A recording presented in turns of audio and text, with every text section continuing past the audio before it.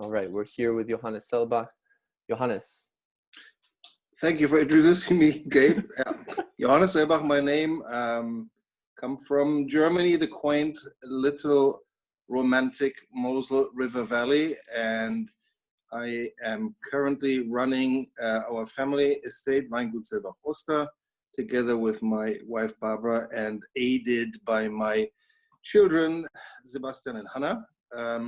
Today it's my role to tell you about vintage 2019, and the privilege comes to me because I'm born in 1959, so I can look back on a long series of vintages of eating grapes and then drinking juice and finally ending with drinking wine. So I can look back at a long line of vintages, and 2019 it is that I want to inform you about. It's an excellent vintage, to say it in very short terms or words. It goes in line with the series of great vintages that we've had lately, and you want to have comparisons. So let's stick with the last three, that is 17, 18, and 19, all three of which we would rank as superb vintages, albeit slightly different. In statistics, they're interesting. You may be interested in 18 was touted as the hot and dry year, which is true. It was a hot and dry year, and it had the lowest rainfall of those three vintages, 17, 18, and 19. But the hot record came in 2019, 41 centigrade in July, and not just for one day, beat 18 and 17. Sunshine hours, 19 is king with 1,821 versus 1,640 in 17 and 1,596 in 18. This is the records from the Zeltingen weather station, which is rather interesting. Dry was 18, followed on an even level by 17 and 19. And 17 and 19 have many things in common. So all three excellent, all three very warm. 18 the driest, and 19, now coming to more details, had a beautiful spread of rainfall throughout the year. So we had the least drought problems, and this is something that pays dividends when you look at the quality of the vintage. The vintage 2019 started relatively late.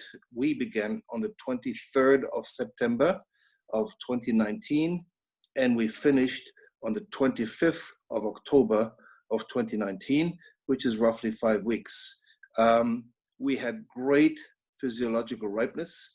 We had a little bit of botrytis to begin with and a little more when we finished. We had fantastic acidity levels alongside the great ripeness, starting well over 10 grams per liter, which is rather crunchy and tart, but it coupled with beautiful ripeness makes for very, very tasty juice and obviously very, very excellent wines. The 10th of October, the acidity started to drop slightly below 10 grams, still being in the nines, which is what a Mosel wine lover would love. All of you who like Mosel Rieslings, who went gaga over, say, 1990 or 2001, will love 2019 because you have better ripeness and similar, if not higher, acidities. The weather was rather nice. We had the occasional rain shower, which made the difference to 18, where we had no rain during the harvest, but it was still a rather comfortable harvesting. We had to sort a lot, but the sorting was not because of not so good botrytis, but because of sunburn. And sunburn is a phenomenon that we've had in the last 3 years. You could say it's the phenomenon of the new millennium.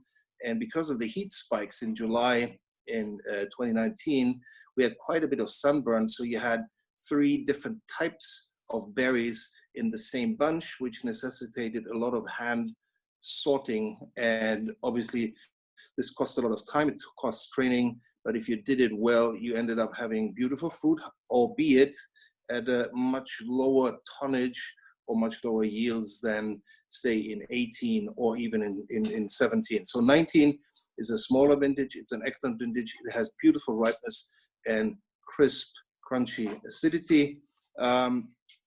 We also managed to get in some very nice botrytis in the end, making VA and TBA, which over the past few years we've really become known for, with a few 100-point scorers and best of show here in Germany in the German publications.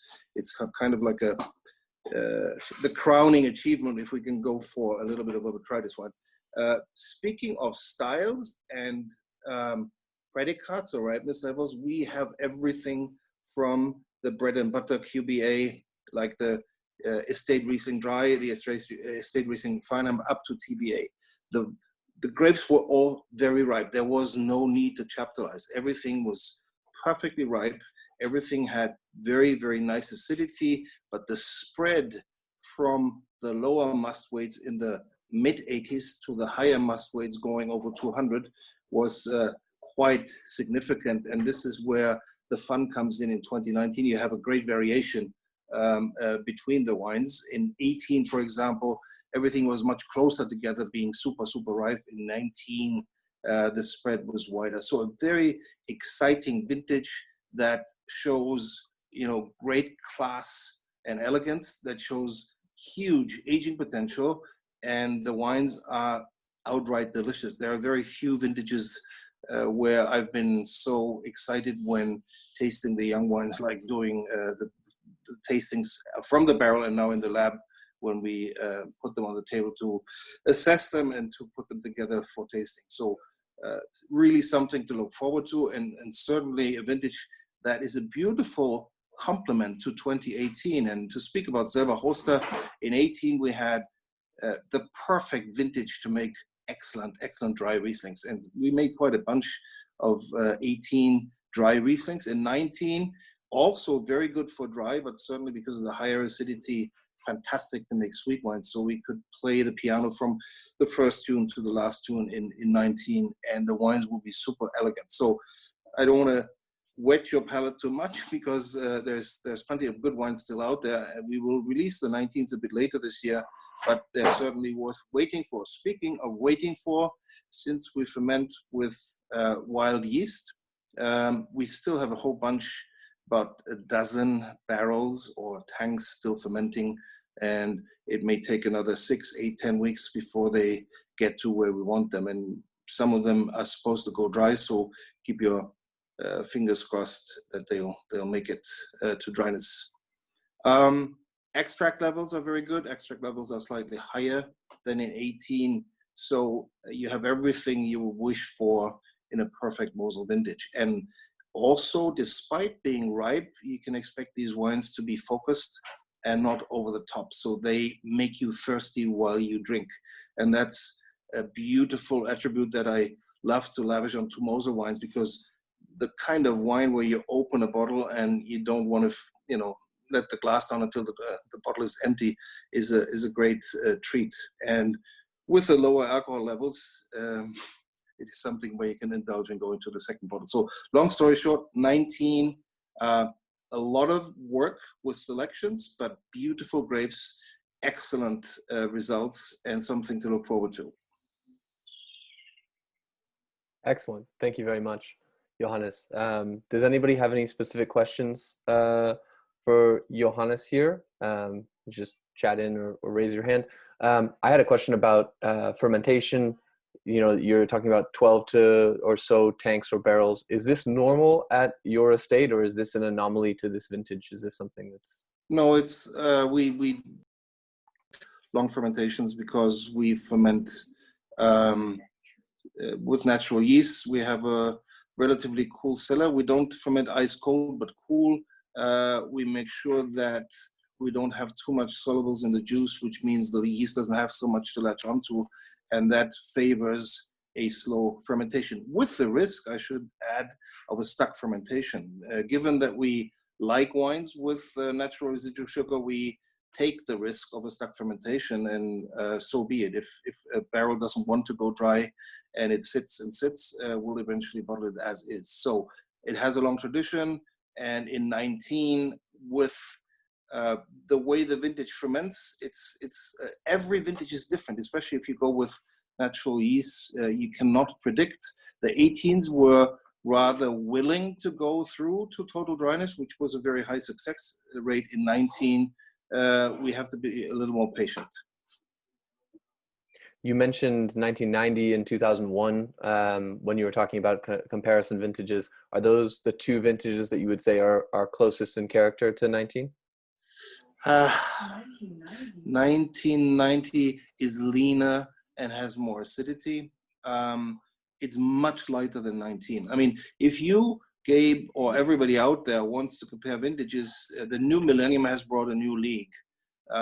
We are now one big step above everything that we had in the 1990s. So even the entry-level cabinet is what used to be a Spätlese back in the 1990s. You know, the wines are more generous, the wines have more meat on the bones, but they also come with good bones. So you could say the overall quality has increased, and this is why you have to put it, you know, in perspective. In the 1990s, 1990 was an excellent vintage. In the new millennium, it would be a good vintage. I don't know whether that answer makes sense. If you want to compare, I would say take 18, 17, marry them, and the child is 19. So you have the crunchiness from 17, you have the clarity, the crystalline, you know, mouthfeel from 17, with the plushness and the ripeness of the fruit of 18, and out comes 19, which I think really shows that it has class, that it's generous, but at the same time focused. Excellent, thank you. Matt has a question here, so Matt, go ahead and there we go. There we go. Hello, can you hear me? Yes. Yes, fine. First off, I apologize. It's so dark behind me. It's okay. I see your Chaumont Jouet, Objet, et... Oh, a nice poster. Yeah, my wife is a very big Friends fan. So if that means anything. Can we make her Germany fan too? Of course. So you mentioned that the extract levels were slightly higher than 2018. Yes. And I know that in 2018, the extract levels were a big point of conversation when discussing, you know, the warmth and the sort of not replacement, but the balance where the acidity might not have been there. Yes. Is the extract level as important in 2019 as it was in 2018, or is that acidity balance still in check? As you mentioned in 2017. But both have acidity balance, only they're different in style. I mean, if you look at me, I'm a little more Baroque, I'm a little more 18. And if you look at Gabe, he's a little more Gothic, he's a little more like 19. Now, who is more attractive? Gabe, obviously, he's younger. No, all kidding aside, 18, and I'm glad you bring this up, Matt. 03, for example, was a comparable warm vintage with high ripeness and low acidity levels, and we all remember the press, you know, didn't write favorably about 2003, and because of Bordeaux and Burgundy, 2003 was badmouthed altogether. If you take it more individually, region by region, and if you know wine and wine regions, you know that, for example, the Mosel is on the 50th degree of latitude. We're a little cooler even in a hot vintage. Plus, we have slate as the terroir, and slate has a natural low pH. Low pH is rather rare, which gives you a lip-smacking sensation. So grapes or vines growing in a relatively cool climate in a low pH soil will always give you a lip-smacking quality, no matter whether the acidity is high, where it can be screechy and maybe a little aggressive, or low, where it still be balanced. So the 03 hot vintage Mosels are drinking beautifully today. They have shed the baby fat, and arguably they were very rich in fat when they were young, but if you drink them today, they're absolutely beautiful. And I enter every challenge that somebody might say, oh, 03 hasn't held up, and I will put bottles down on the table, and I think I will win the argument.